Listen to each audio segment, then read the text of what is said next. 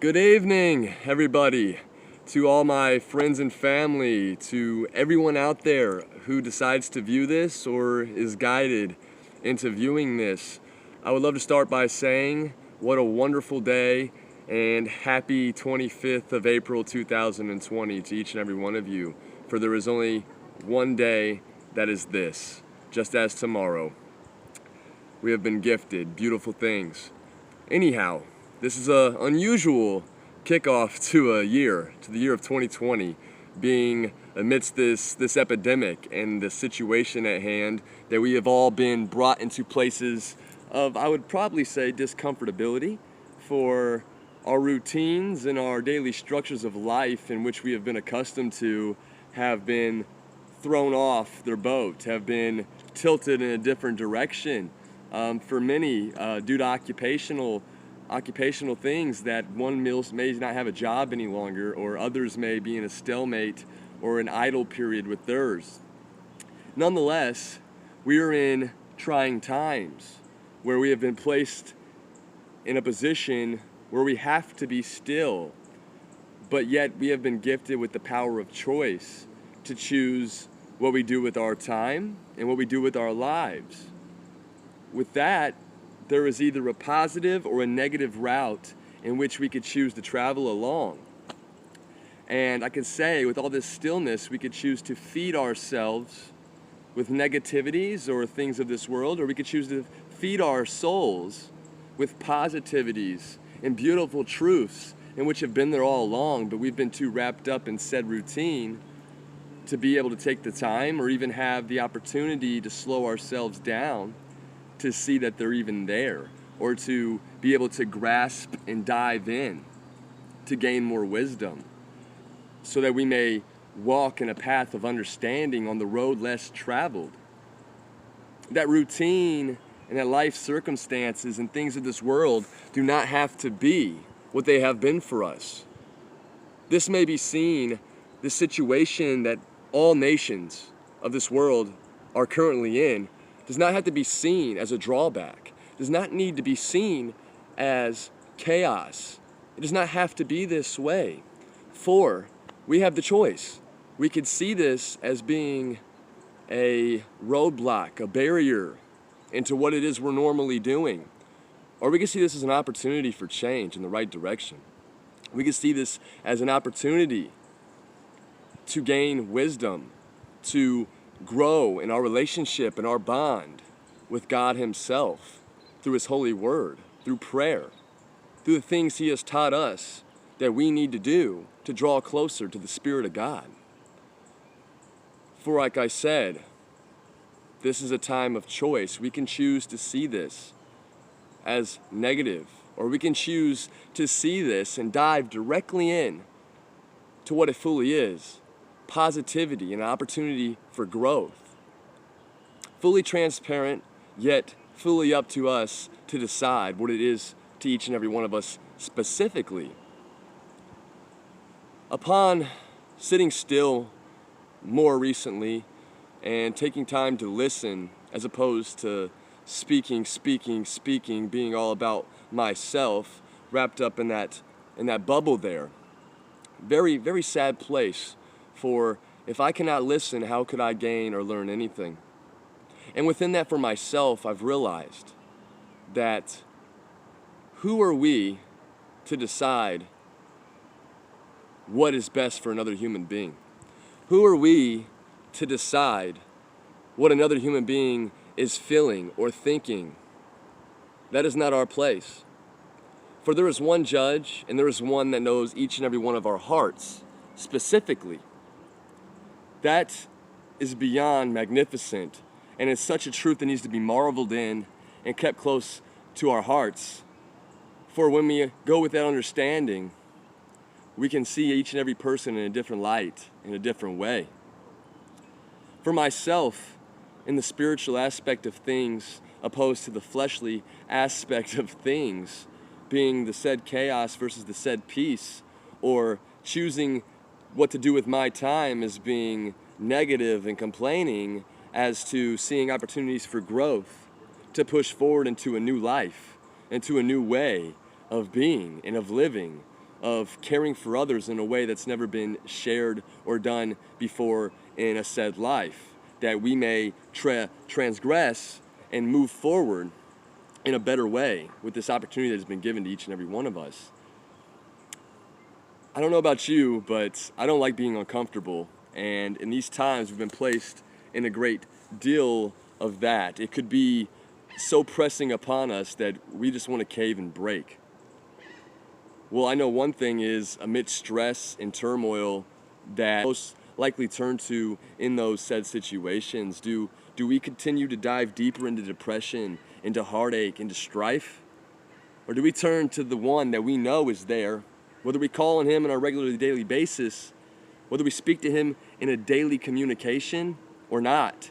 Why is it when things go bad, we turn to God himself?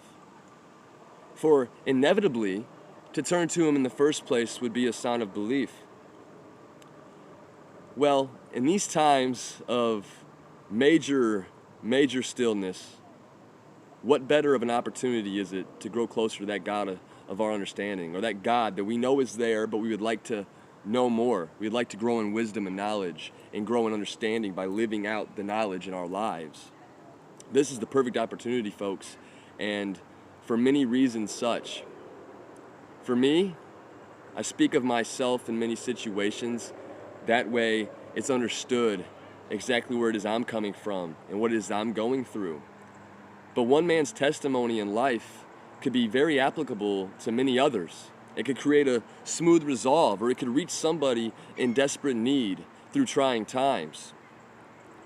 Now, as a whole, choosing to be in turmoil of the thought processes in the heart with feelings of the flesh, as opposed to being free in the spirit, in the light of God, and having complete understanding. Not just understanding, but knowing and trusting in the Lord that he is going to deliver us, that he will deliver you. As long as you put your trust in faith, but not just put it in there and proclaim the Lord Christ's name, but to walk in that faith, to walk with him, to trust that he is guiding your very footsteps. For I have lived in multiple directions throughout my very own life here. And I could say the path of least resistance is not the easiest way to go. It appears so at first, but through all the trials that come, and all the pivots and holes that you step in and stumble and fall into and sink into, would be better off avoided once sunken into said hole.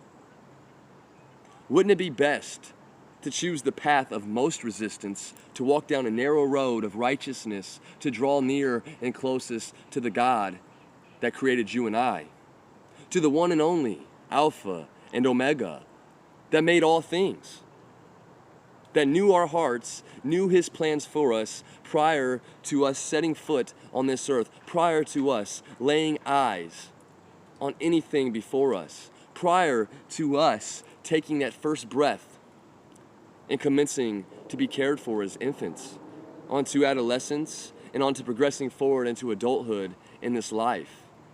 He knows our hearts. He knows our footsteps. He knows what's yet to come, even when we do not know. For with that, why not draw closer to the one that knows you better than yourself? Why should we not draw closer to the one that crafted our very hearts, that crafted our very minds, that crafted our very spirit? For as of the flesh, our heart, through feelings, and our minds, through thoughts, can be often corrupting, can dictate many of our own personal choices in which we choose things, putting God last and putting ourselves in control first. Very sad, and I am guilty as charged of this in my life as well.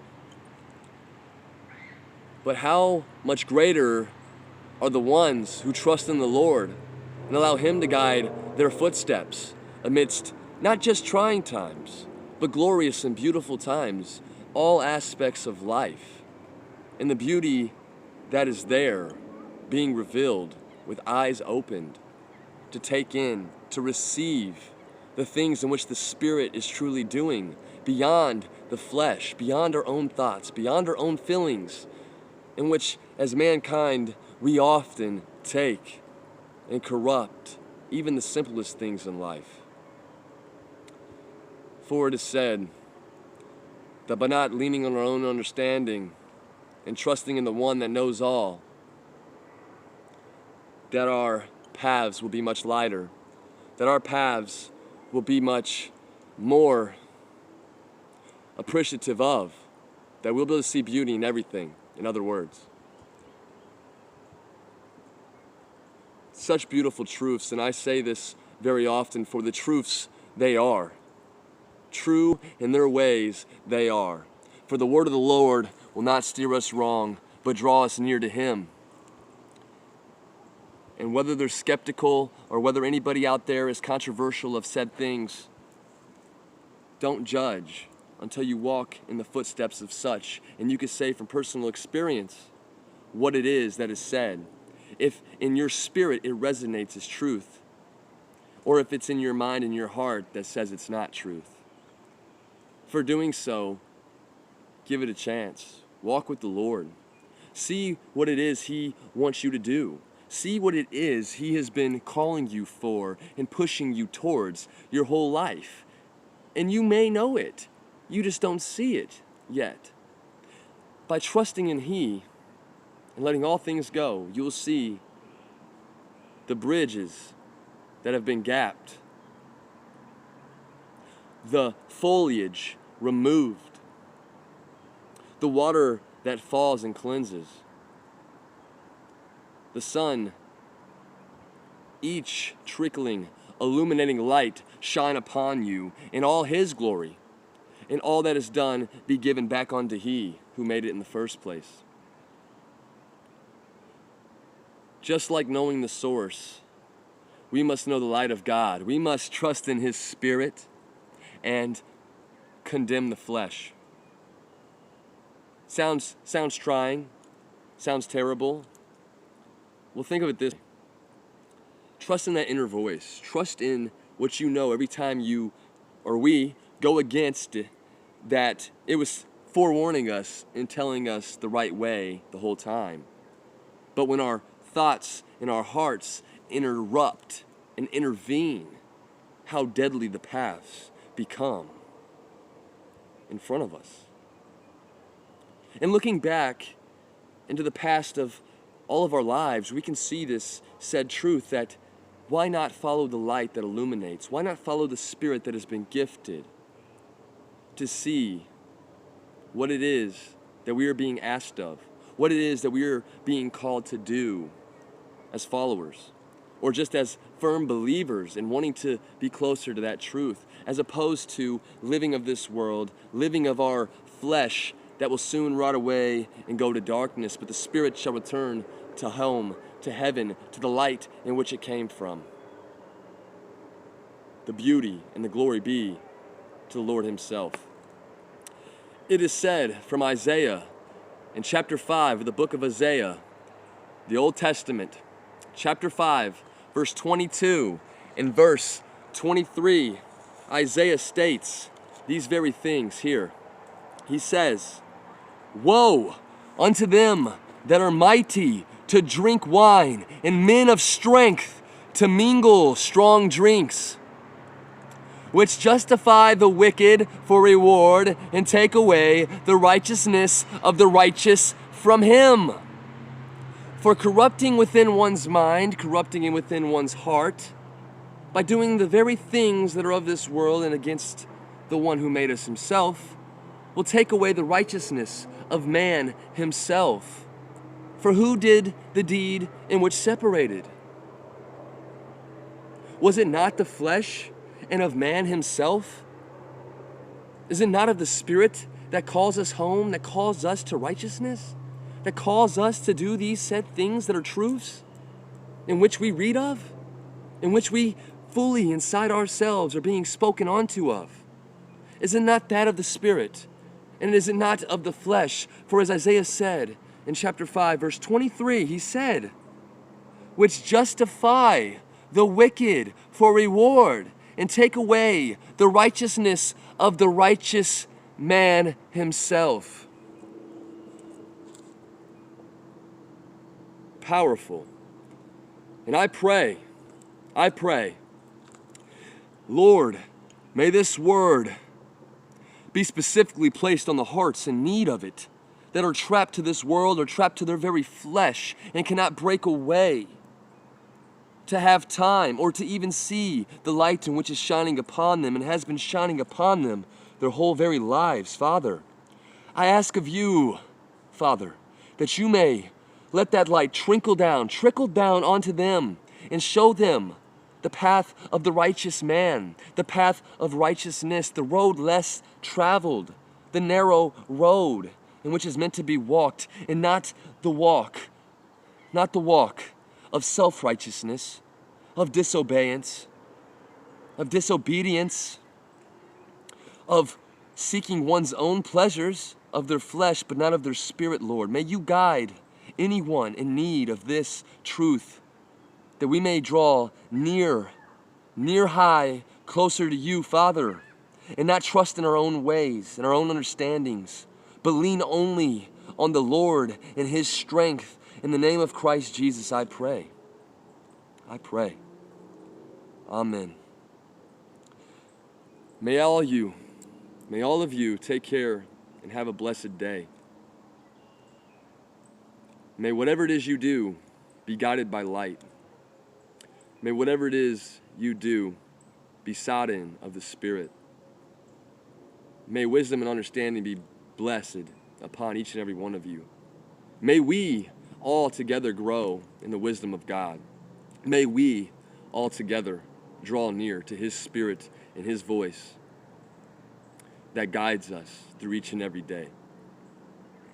May all of you take care and know the source, to remain to truth and not defiance or deceitfulness.